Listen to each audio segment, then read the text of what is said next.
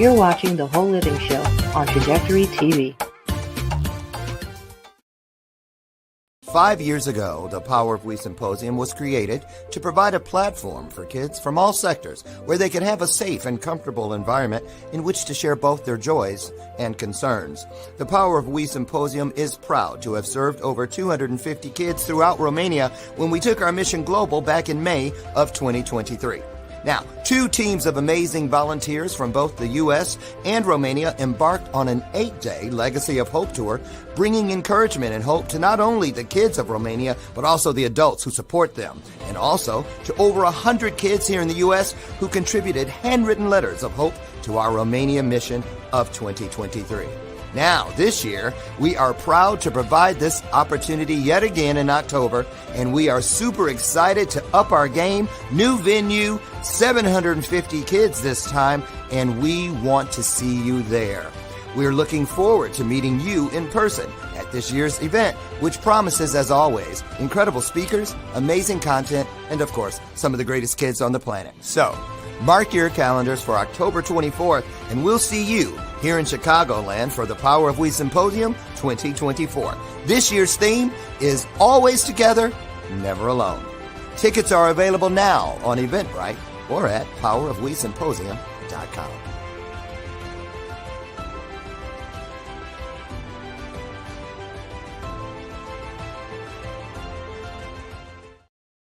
Operate out of your dreams and your vision and not other people's expectation. Having breast cancer wasn't my choice, but the decision to live healthy so that I could stand before you here today, that's choice.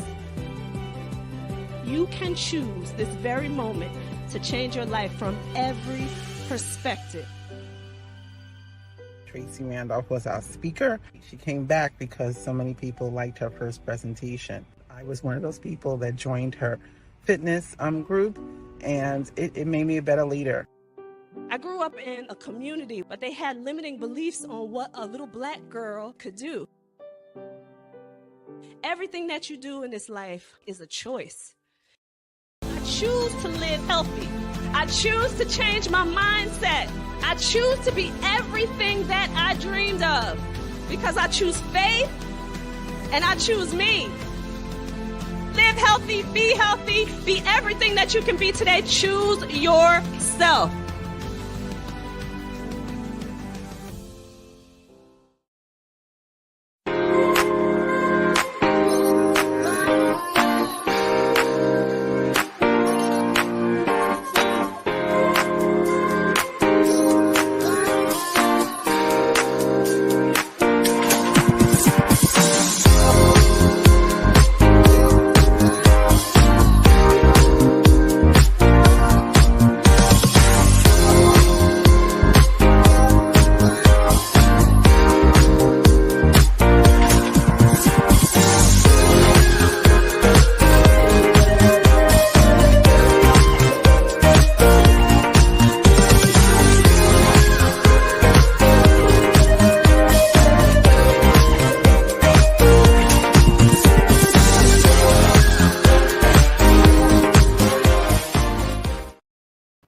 Hello, everyone. As always, I am jamming in the back to that show opener because I love the music. It's so happy and it's so fun. So I'm always in the back like boom, bow, bow.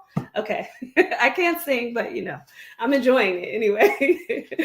But we have a great show for you this evening. I don't even have anything to talk about in the beginning because I don't want to take up too much time.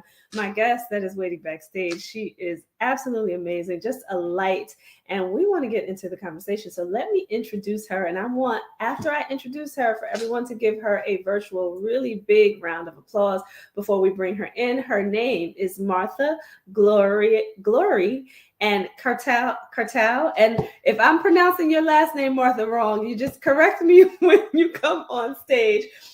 She is a resilient and courageous warrior who has transformed her life from being a cult survivor to becoming an influential voice and leader in the wellness industry. As the owner of PIC Wellness LLC, she is dedicated to helping others achieve their best overall holistic health, mind, body, and spirit. So you already know when we spoke, we were just aligned because that's what this show is about. It's about focusing on holistic wellness, mind, body, and spirit. Martha is also an Amazon best-selling international author, a dynamic speaker, and I have her book right here, so I got to show it off, you guys. She's a dynamic speaker, a life visionary, and a skilled healing workshop facilitator. Her unique blend of professional training, personal experience, and spiritual wisdom enables her to walk alongside survivors and support profound warrior transformations. And we're going to talk about that, how to transform your life. Her own healing journey and insights inspire, making her a beacon of hope and inspiration. Martha is dedicated to assisting individuals seeking to reclaim their lives in order to thrive in their own journey towards self-discovery and divine fulfillment. I absolutely love her bio, and it just speaks really a lot to who she really is. And you'll see what I mean when we bring her in. But let's give her a virtual round of applause. Woo! Everybody, welcome, Martha.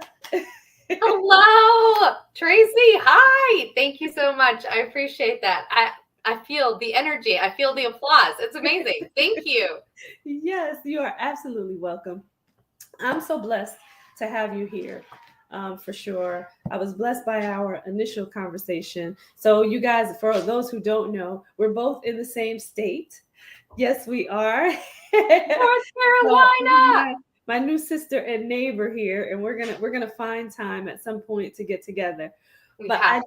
Yes, we absolutely do. We absolutely do. And I know I already know just from, the bubbly, beautiful personality that you have, that we're just going to have a good time when we meet. Absolutely. I can't wait to give you a big old hug. Yes, me too. Me too. So everyone out there, Martha is everything that, we read in her bio and so much more. So I want to ask you to start off just by telling a little bit more about yourself before we get into the story, because you have just an amazing story, and just your own transformation speaks volumes. But tell everybody a little bit about maybe something that wasn't in your bio that you want to share. That I'm a work in progress, right? And this is a journey, not a destination. And I've been at this for almost 20 years. I've been freed from the captivity of the cult, but it's only been probably the last 7 years, I would say, that I've really found myself. And that's the journey that this is, the uncovering, the re-identifying, all of those things. It took a long time. Mm-hmm. Your journey doesn't have to take that long, but I had to find my own tools. I had to find, like this type of trauma and this type of abuse. It's not fixed by a pill. It's not fixed by talk therapy. At least it wasn't for me. And so I had to navigate my own way, and I had to find my own way. So it's only been like the last 7 years where I'm finally like, no, this is who God created me to be. And I love who looks back at me in the mirror. I love who I get to see when I'm doing a show like this. And I'm like, hey, I know her. That's Martha Kartaoui. Kartaoui. Okay. Thank you.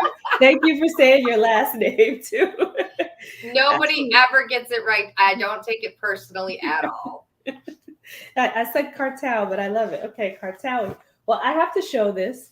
I have to show your book. And the reason why I wanted to show it right now is because you said something. You said 7 years. It took you 7 years to really come to this person where you're like, you know what? I love who I'm looking at in the mirror. And this book is coming off of that, right? That 7-year journey that you've taken. And how significant is that to think about the number 7, right? The number 7, right? Yeah. And be able to write this book and have some real transformation after a 7-year journey.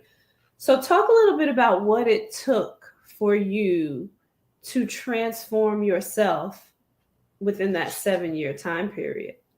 So it's been the last 7 years where I finally feel like I know myself, but it was 13 years before that of the struggle bus, of just trying to exist, of just trying to recreate a life outside of the cult, of just trying to just do life, right? I got married and the children, and, you know, had a really good job and worked really hard and climbed the corporate ladder and all the things, but I was empty. And my past was chasing me and chasing me. And then my physical body starts breaking down. And then my mental, emotional body starts breaking down. And finally, all the things happened at the same time where my life just imploded. And finally I was like, I've got to start paying attention. Something's awry. And so during that, I would say it took me a good 5 years to even start thinking about looking inward. And then it's just been this gradual journey until this last 7 years where I'm like, no, I'm owning who I am. I like who I am. And even within the last 7 years, I've grown immensely, because now I'm taking the steps in my life, like leaving corporate, like really owning my health, like, you know, finally talking about my story. You know, I was so scared for so long, and kept in the clutches of the cult because I was scared something would happen to my sister, who's still there, if I went public, if I talked about it, right? And so I've only started talking public about it in the last 2 years. So like there's so many like kind of points where the healing just keeps on and getting deeper, and really I'm investing in myself, and I'm investing in my future, and I'm investing in my testimony, you know, every single day. But no, I've been out 20 years in December, and this has been a journey. Yeah. Wow. And there's so much there. Before I ask the question that I wanted to ask, how significant too is it that you decided to take a holistic approach too, right? Like you just said, you named some things. You like, I started taking control of my health. I left corporate America. So I'm sure you reduced stress, right? And then to be able to release by speaking about it. Like, I love how you just decided, let me just bring this all in. Let me reel it all in and be able to heal from all different facets of my life. Yeah. So talk about that flicker, whatever that was, that said, you know what, in this 13-year span, I've had enough of not being happy or not being satisfied with who I am. Talk about what started that, what sparked it. Yeah. So I would say around 5 years out, I'm a therapeutic massage therapist. And I was in a continuing education class, and they talked about somatics, and they talked about how we store trauma on a cellular level. And the bells and whistles and everything just started going off. And we started talking about this book that lays it all out. Body Keeps the Score. And I was like, I've got to get this book. This is me. This is me. And that was the moment where I realized everything's connected. Everything's connected. Mind, body, and spirit is all connected. So my physical body's falling apart. My emotional body is falling apart. My spiritual body is well, I didn't even have, like, that was like way out there somewhere. It was not of any concern to mine at that time. And I just realized if this is all connected, I can't just take a one silo approach. I can't just address my back pain. I can't just address my fibromyalgia. I can't just address my allergies. It's all connected. But I was, also I didn't know where to start. So I did what we do, right? I went to this specialist, and I went to that specialist, and I got this litany of diagnoses of, migraines and chronic pain and PTSD and complex PTSD and like all of the diagnosis. And then I'm like, and what do I do with this? Somebody wanted to give me a pill. Somebody wanted to give me a colonoscopy. Somebody wanted to give me shots. Somebody wanted to give me an injection. And it was just like, I made no progress. The pain was so deep in like intertwined in the fibers and the spindles of my very being that the pill wasn't going to help. It wasn't numbing anything other than just clouding over like a Band-Aid to the soul, right? And so I started realizing that I had to be the advocate for myself. I had to step away from the Western medicine and say, okay, how do I get inside? How do I get to the real pain? And when I started doing my own research, and Body Keeps the Score was a really good starting point for me, although it was crazy heavy at the time because this was all new territory for me. And that's a heavy book if you've ever read it. I have not, but I'm going to write that one down. But it was like a light bulb moment for me because it was like, okay, now I have somewhere to start.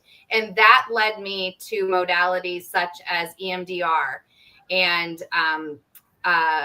brain spotting and neurofeedback and biofeedback and Reiki and all these different modalities, holistic modalities, right? That didn't include taking a pill, didn't include, shots or injections or those types of things. And that was truly when I started to tap into who I was and who I was created to be. And the cool thing is as I was starting to go inward and heal the inward trauma, my outward body started reflecting that healing. So my migraines decreased, my GI issues went away, my chronic fatigue went away, like all of these diagnoses that I had been given. When I started paying attention to the real pain, the trauma, and really started healing from a place of going inward first, the outward began to manifest that as well. And that was like, whoa. And so then you just keep going because you see it, you feel it. I released 100 pounds in that first year of being on that healing journey. And that for me was like, whoa, okay, because I've changed nothing other than changed everything, right? Right. Because I had gone inward and I no longer hated the exterior because I understood it was a reflection of the pain inside. So if I could address the pain inside, I could address what I hated about the outside. Yeah. Ooh, boy. I was just having a conversation with my son last night. We walked outside, right? We were just in the driveway. But my son has always been amazed by like the moon and the stars, and even now as he's older. So we always take the time to just look up, right? And I was saying to him last night, I'm like, think about the amazement of what God made and how we're so connected with the universe. And I said, and how intricate our bodies are made. I'm always in awe of how intricate our bodies are made. I'm like, we're more complex than any car, any machine that could ever be made by man. And I said to him, I'm like, if you think about all of this in amazement, all that God has done, we have the power, right, in our minds to heal ourselves. Because if you think about everything that he's given us, the resources are already here. It's already within our bodies, and it's already within the universe for us to have at our exposure to be able to heal. So I love, what you said. And a lot of times, I know that I was raised in a way where you just go to the doctor and you just listen to what they say. And, coming off of my own illness, really saying, you know what, I got to figure out how to do this and how to heal without taking all of the medication that they wanted to give me because I was having all these crazy side effects. But it's just what you choose to do on the inside is what you were saying. Is what you choose to do on the inside that now reflects outwardly. So I love that you were talking about that.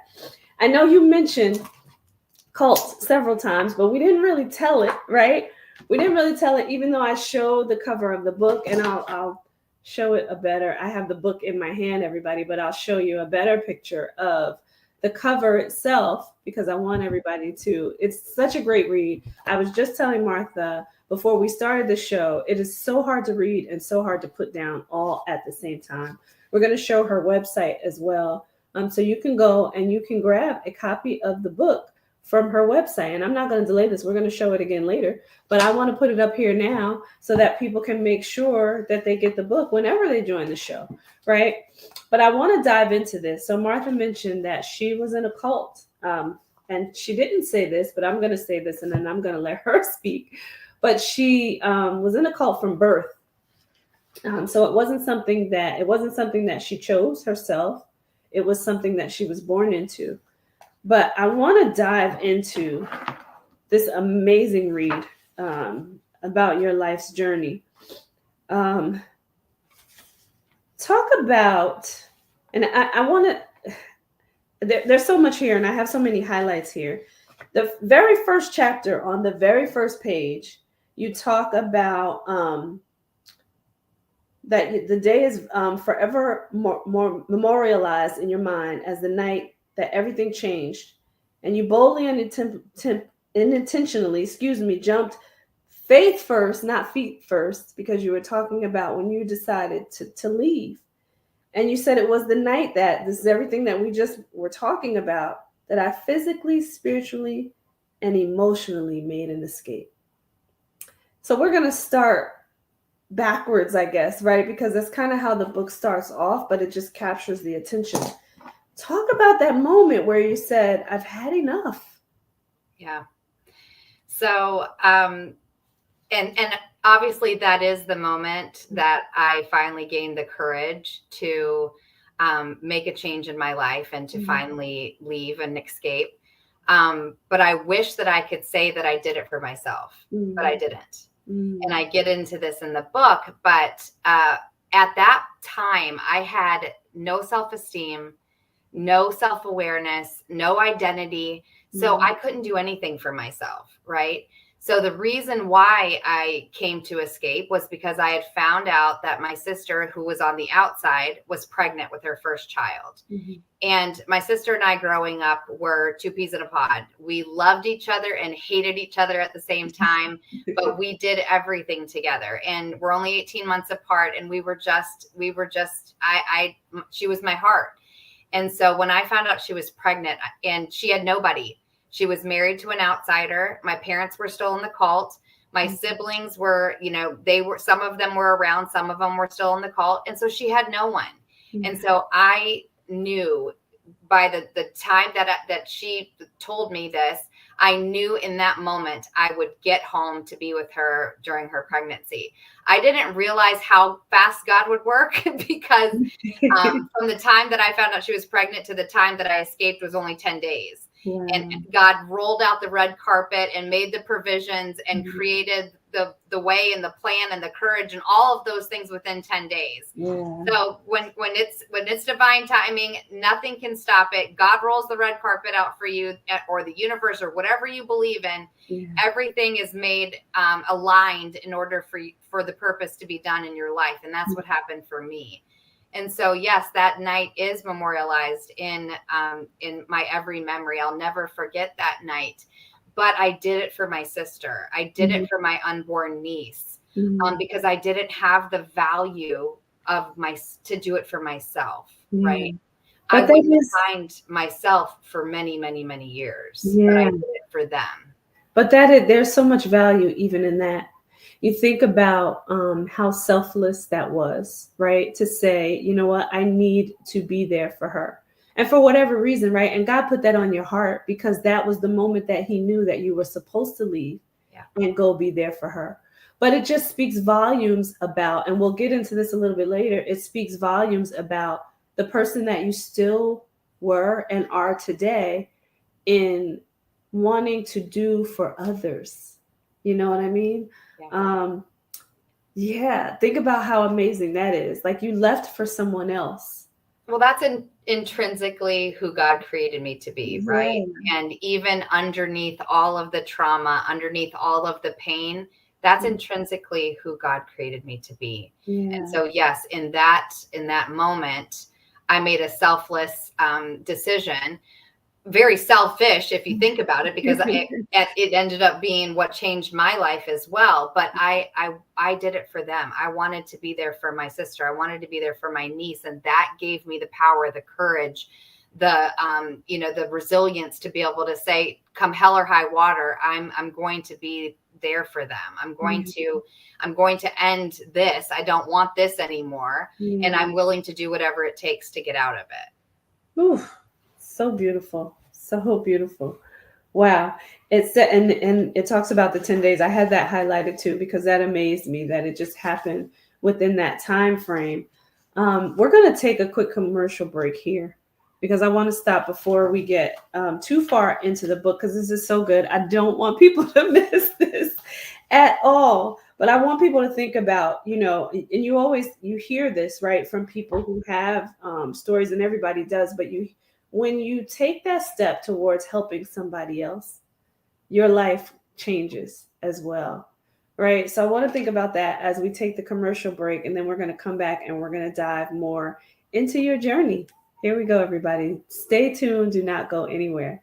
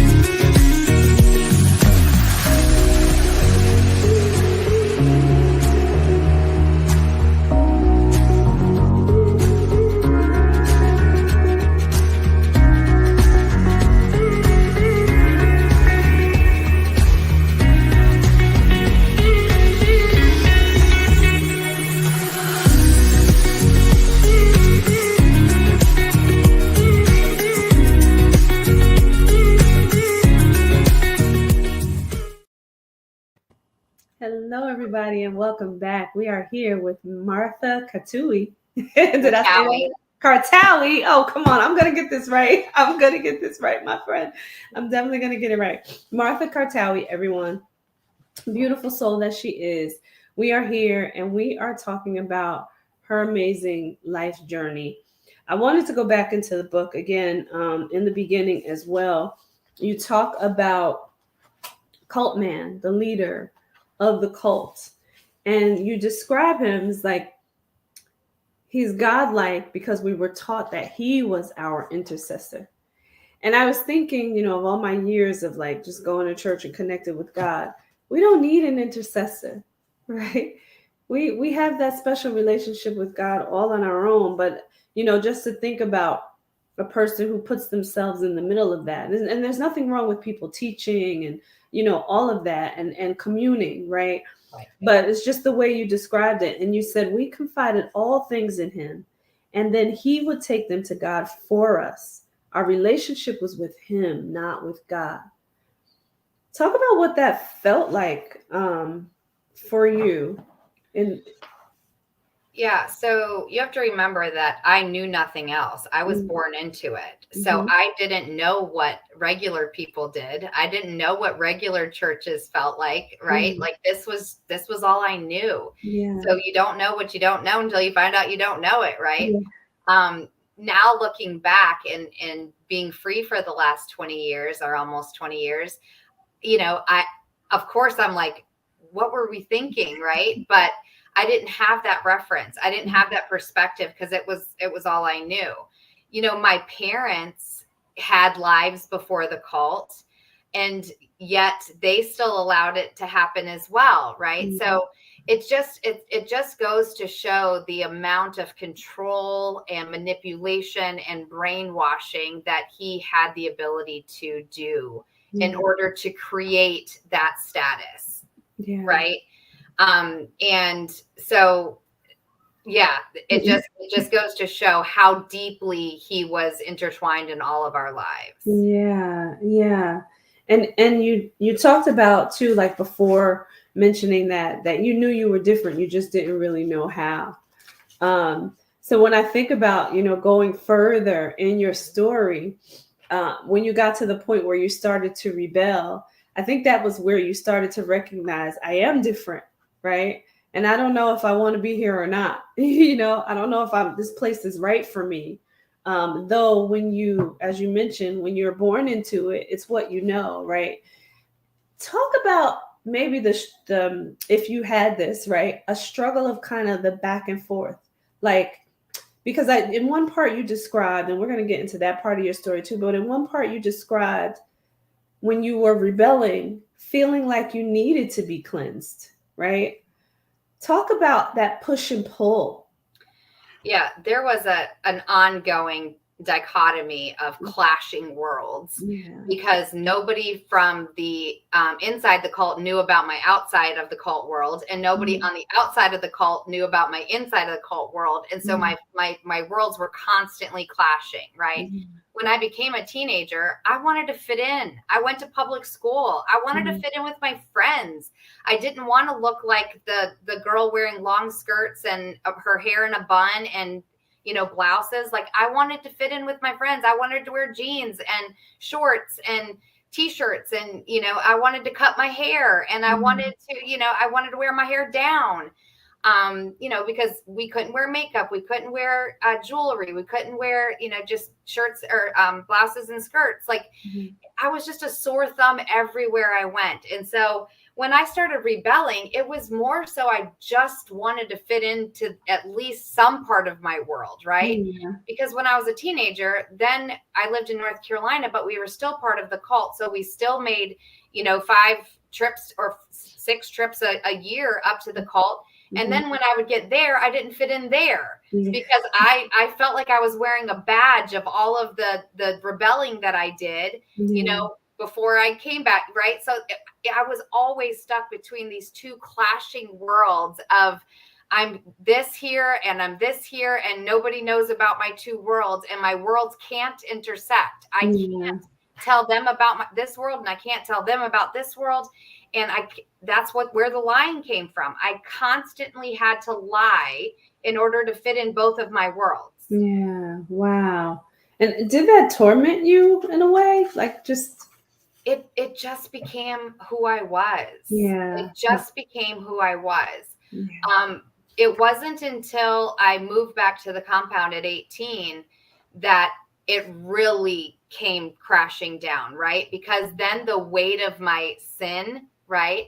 And all of that kind of began piling on top of me, because now he was telling me that I had to fast, and I had to pray, and I had to ask for redemption, and I had to ask for forgiveness, and all of the things. And so all of those years, you know, the 6 years of my teenage years that I was in North Carolina, all of that sin, right? For normal people, it's just normal. But for me, it was sin was piling on top of me, and that I had to rectify for those things, right? And I had to ask for forgiveness. And I had, you know, like that whole fasting and cleansing came from that, right? Like I felt the burden of my sins. I felt the burden of my wrongdoings that didn't fit into the cult life, right? And I had to feel all of that.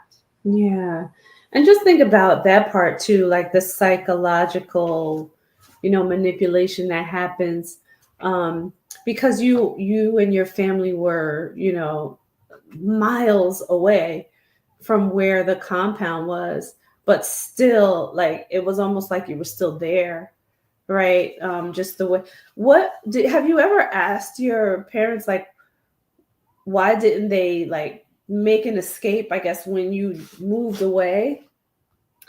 I've never asked them that specifically, but for me, and this is what my parents would tell you too, is that it's all in divine timing. Yeah. They hadn't seen what they needed to see in order to make a break, right?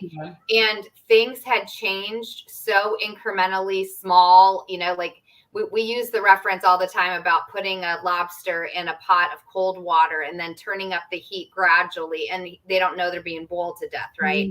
And that was the feeling of the experience within the cult, is that things happen so measured and so incrementally, and so, you know, like that it's like, oh, that changed, oh, that, right? And so you can just digest it easier than just trying to swallow it all whole. And so my parents had to go through their own journey in order for them to see that this was no longer what they thought it was, and that, you know, also they really thought that they were sacrificing for the good of their family. They really thought that he was what he said he was, and that this was salvation. This was our direct link to heaven, to God, to, you know, a better life. And so for them, you know, things were uncomfortable, of course, but they never questioned it, because in the Bible, they were uncomfortable a lot, right? Yeah. So, you know, there's lots of stories about people being uncomfortable and having to, you know, power through and having to wait on God and all of those things. Yeah. So it wasn't time. Yeah. And I know we spoke earlier about this just in thinking about your parents and how hard, you know, it had to be for them, right? Because they thought that they were connected to something greater.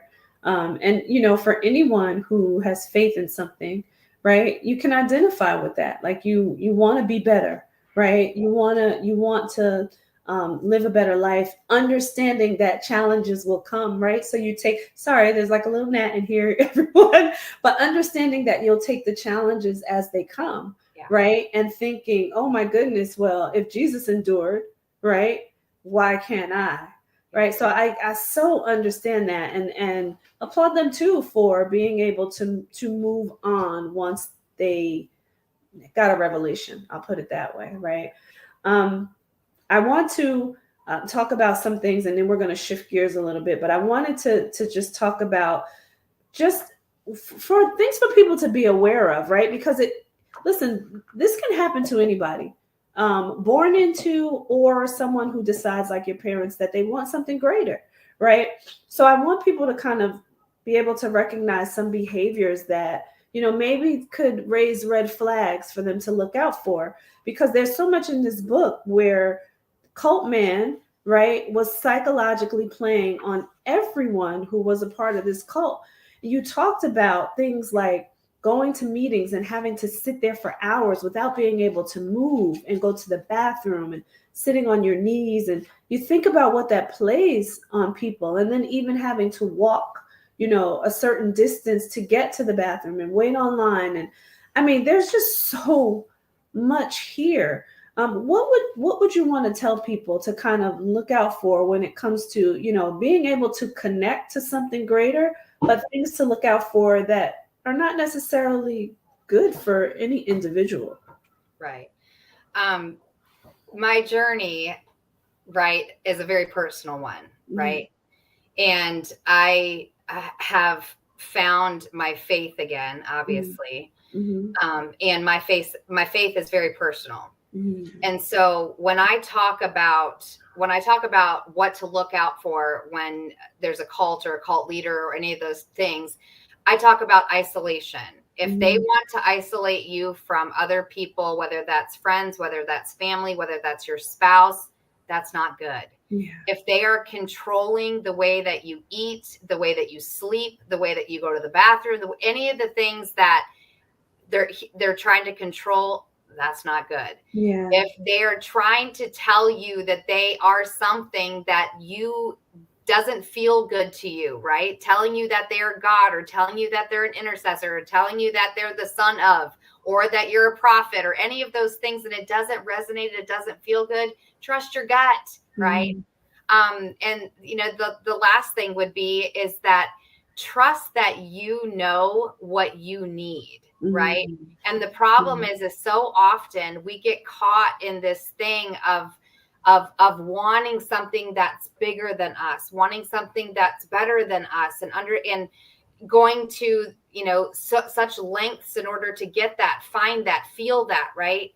But really, when we are at peace with who we are, these types of things can't happen to us, right? And also, I really want to emphasize that it's not just a cult that these things can happen in. These things happen in marriages. These things happen in corporations. These things happen in support groups. These things happen in, you know, these things can happen anytime that you put a person in a place of power and they abuse it. Yeah. Such a good point. And now I want to transition because of that point that you just made. Talk about now how you start to make a transformation. And I know you talked earlier about going inside, but when you think about, you know, if someone is listening here and they're, you know, thinking about coming to you to say, I need to change my life because I'm in this position where somebody has me bound, right? Something or someone has me bound. where would you tell them to start? For me, my first like real epiphany after I started the healing journey and started going inside and all of those things is I had to reconcile that I was not defined by the things that I had experienced. Yeah. I was not defined by the cult. I was not defined by the sexual trauma that I had experienced, or the emotional, or the spiritual, or the verbal, right? I wasn't defined by those things. And so those things no longer could hold me captive in their grip. I set my own self free. And when I set my own self free from that, that was what led to me being able to forgive myself, for me to be able to forgive my parents, for me to be able to forgive Cult Man, right? Because you don't forgive someone because they deserve forgiveness. You forgive someone because you need peace. Yes. You forgive someone because you need to let yourself off the hook. You need to allow yourself to be changed, and you need to allow yourself to be free of that burden, of that pain, of that trauma, of dragging that brick or that rock along behind you, of unforgiveness, of anger, of hurt, of pain, of all of those things. Yeah. I had to cut those chains, break those chains, and walk in that forgiveness. But I had to start with understanding I wasn't defined by those things that had happened to me. I was starting over with a clean slate. Who does God say I am? Who does Martha say she is when she looks in the mirror? Right? Yeah. And when you realize that, and when you realize the power in that, of understanding that you're not defined by the past, and I'm not defined by the future, because I don't know what the future holds. I know that my future looks bright. I'm not defined by that either, right? Yeah. I'm defined by this moment. This is the only moment that defines me. This moment. Oh, we just missed it. Now it's this one. Now it's like this is the moments are what define me now. Yeah. And what I'm doing with that defines me now. Yeah. But the past has no place, right? I obviously it always is part of my story and part of my testimony, but it doesn't define me. Yeah. And I have forgiven, I have moved through, I have healed through, I have elevated above. And now it no longer has its grip on me, mind, body, or spirit. Yes. Amen. Oh boy, I gotta, you said, set yourself free. I love that. You get to redefine yourself, people. I have this little sticky right here. I don't know if you can see it. It's hard to see. But this sticky says, die to yourself today. And I just look at that every day. So it's here. It's visible in front of me. Because, for everything that you said, you get to redefine yourself. And I loved how you talked about, those bricks or those chains or those rocks that you're carrying. You don't need them. They're not really yours anymore, right? Like, I love that. But I love that statement, set yourself free, because we really do have the power to do that. So talk about a little bit more about the healing journey and some of the modalities that you mentioned earlier that you started to use that have helped you. Right.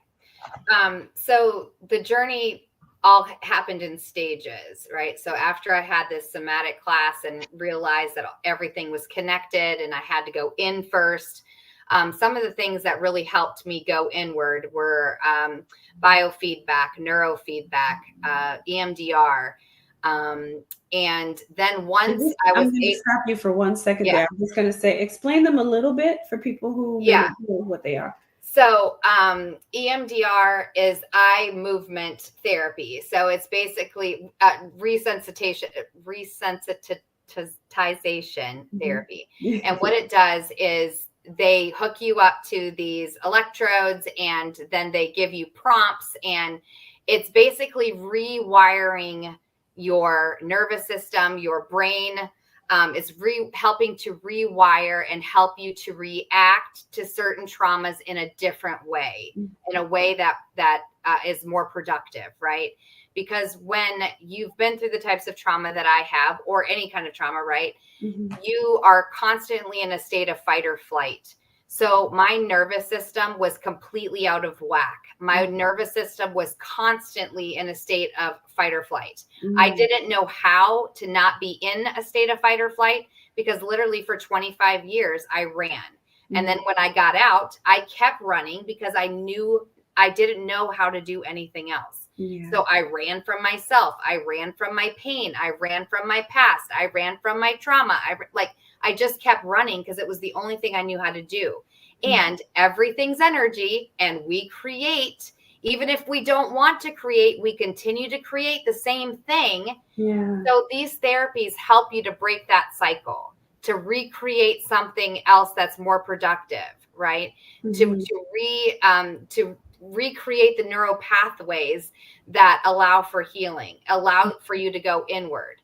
So yes, we had to chip away with some of these therapies at the trauma, but it was more of how I viewed myself in the trauma that had to change.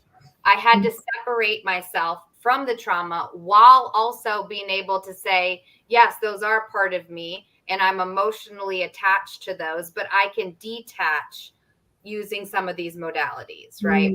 Same thing with EMDR. It's just using your eye movements to connect the neural pathways to allow for a deeper healing. And without getting too sciencey on you, but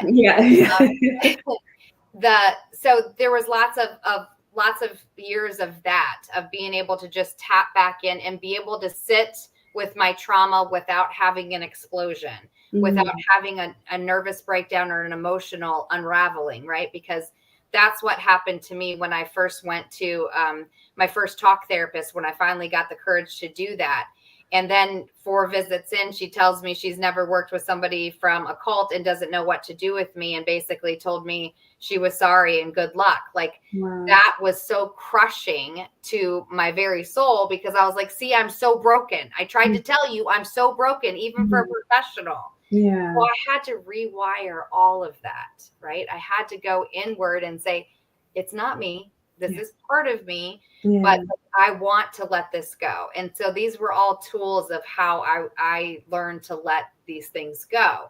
And then there was things like craniosacral therapy, which really helps you to balance your nervous system in a very gentle way, where the therapist touches your body in certain different ways and asks you certain questions and just holds space for you and holds your body in certain safe and ways to help balance the cerebral fluid in your spinal column. It's those gentle therapies that really helped me to be able to work through the deep, deep, deep pain that I had felt for years. But also, as I healed the inner pain, the outer pain started to be relieved as well. And then, there was things like I signed up for a triathlon early on as I first started into this journey, because I needed somewhere to put this energy. Because I was learning now that I couldn't stay in fight or flight. I had to calm my nervous system, but my nervous system was like, what are you trying to do? No. And so I needed somewhere productive to put that energy. So I signed up for a triathlon because I needed somewhere to put healthy energy. So I was swimming, I was biking, I was running for months. But that also, I found a new peace in that, right? Because when I was concentrating on training, I was thinking about my trauma. I wasn't stuck in that place, right? And so I was like, oh, this feels good. And then you get the adrenaline rushes, and in a healthy way, not just in your nervous system is freaking out type of way, right? And so you're like, oh, this feels good, and this is healthy. Okay, cool. And then I saw my body changing because I was releasing weight, and so it was all these things that I was doing kind of simultaneously to continue to just take steps forward. And continuing to go back, right? You always had to go back in first in order to come out. And I was continuing to peel the layers to free myself. Yeah. That's what it was. It was peeling the layers to free myself. I always talk about an onion or an artichoke, where you have to literally peel the layers in order to get into the heart. Yeah. To who you truly are and who do you really identify as. Yeah. And so that brings up something to for people that are listening to, like, be patient with it, right? And give yourself some grace and just continue to keep peeling, as Martha said, right? Because it's not a process that happens overnight. You heard her say it's gradual. She took years and to continue to holistically heal, right? And I'm sure you continue to use some modalities, right? Because absolutely, this is a lifelong thing, because there's never an end point where you're like, I am healed. Yeah, that doesn't exist, and life continues to happen, right? But now I have a toolbox full of tools, that I can rely on. Like, I went through a divorce 4 years ago. I needed tools. I went through a miscarriage 2 years ago. I needed tools. I went through a breakup 2 years ago. Right. So all these things that have continued to happen in your life, even though, right, you're working on yourself consistently for a decade, all those things, life still is going to happen. But now I have the tools to cope, so that I don't put them in a rock bag behind me and have to drag them around. Yeah, it just never stops. I mean, I can remember, having breast cancer and changing my lifestyle and noting that I have to continue this because I don't want, something to happen again. I don't want cancer. I don't want any illness, right? Because as I started learning more about the body and what things do to it, it's like I have to continue the process. So for everyone out there that's listening, right, just start to peel, like she said, gradually, and just continue. It becomes a part of your lifestyle. Healing is something that you should consider doing on a regular basis, right? To continue to deal with whatever life is throwing at you, because it will, right? It just will. I want to show your book cover again and your website so people can go and get the book. This book is, what a read. I'm telling you, like I said earlier today, it's hard to read and hard to put down. You just want to know more and you want to go deeper. And I had this sense of, I wanted to protect you, like I just wanted to reach out and like pull you out, as I'm reading the book. But here's the cover of the book, everyone. And let me give you the website as well. You can go onto the website at letyourgloryshine.com and get your copy of the book. You will not be disappointed. It's an amazing read, and it's just a special story to read. And I said this to Martha when she came in in backstage, but God bless her, for everything that she's went through before this light that she is right now, and purpose to really help people. So we have like just a couple of minutes, and I want you to just talk about, the places where people can reach you for people who are looking for assistance in some way. Yeah. So you can find me on social media. You can find me at my website. What I'm doing with this now is just bringing light to everything that I get to do, right? Mm-hmm. I'm mentoring, I'm coaching, I'm speaking. I hold retreats and facilitate retreats for trauma. And these are all just, I feel so lucky that I get to do this, and it doesn't feel like a job, as you and I talked about the first time we got on here. Like, this doesn't feel, I feel so grateful that I get to do these things, and I get to help others, and teach tools that I learned that help me through this healing process. And now I get to give back, and I get to help other people to do that. It feels so purposeful that I get to do this now. And I'm 45 years old, and this next half of my life is going to be the best half of my life, right? Mm-hmm. Because I get to be in His glory, and I get to give away everything that I have learned and that I've struggled through in order to continue to create my testimony. Yeah. So I feel very humbled and very grateful that this is my life. Yeah. Amen. Amen. This was so great. You'll have to come back. Anytime you're doing a retreat or anything, just let me know so we can put it out there, because I think this is special, and people need healing from so many different things that happen in life. So everyone out there, I'm going to put the website up again because I just want you to connect with Martha and go get her book. Please go get her book. Read this book. I'm telling you, you will not want to put it down. Read her book, get her book. We love you, Martha. I thank you so much for being here, for being so transparent and so helpful, because this was amazing on helping people heal. And, connect with her, everyone out there. You saw, I'm going to put her links on our Facebook page, so you can just click on her links right from the Facebook page. All right. We love you. I will see everyone out there next week. We will be here again at 7 p.m. And we have got a special guest coming on, also talking about a healing retreat. We're doing a lot of healing this year, but she's doing a healing retreat in Machu Picchu. So stay tuned. Make sure that you join us next week at 7 p.m. Take care, everyone.